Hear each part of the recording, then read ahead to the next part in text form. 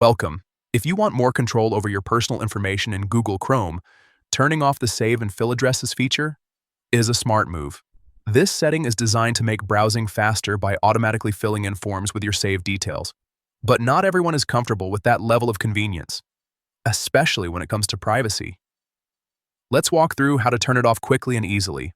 First, open Google Chrome on your device. Make sure you're on the main browser screen so you can access the menu without any distractions. Next, look at the top right corner of the screen and tap the three dots. This is Chrome's main menu where all the important settings are stored. Once you tap it, a list of options will appear. From that list, select Settings. This will take you to a new page where you can manage everything from your privacy preferences to passwords and autofill options. Now scroll down until you find Addresses and More. This is the section where Chrome stores and manages your saved address details for forms and checkouts.